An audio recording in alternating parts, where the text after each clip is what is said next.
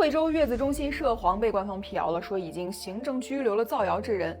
那其他月子中心呢，也没有问题吗？那些怀孕期间丈夫因为注册了母婴软件收到的嫖娼短信，也都是假的吗？女性在怀孕期间是最脆弱的时候，不能让这份生命传递的喜悦反过来成了刺向他们的尖刀。这次惠州的是假的，那些 IP 地址不在广东的网友的留言也是假的吗？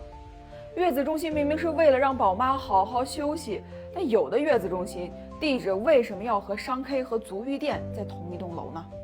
再有就是已经查实的，宝妈在产子之前，母婴软件不仅要孕妇注册，孕妇老公也要注册，两个人信息绑定，孕妇的状态是互通的。一旦设置成怀孕模式，就会有嫖娼短信发到孕妇老公的手机上。也就是说当大数据给孕妇推送育儿知识的时候，他们的老公就成了灰色产业链的潜在客户。找小姐嘛，加妹妹嘛。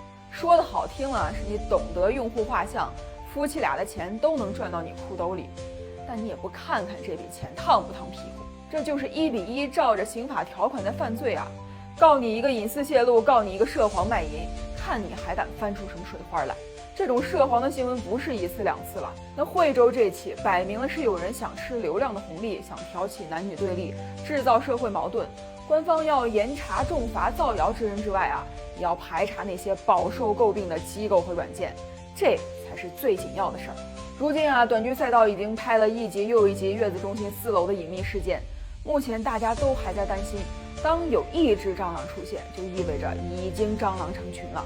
想要消除大家的担心，就得拿出强有力的打击力度，才能让宝妈的心安心的放在肚子里。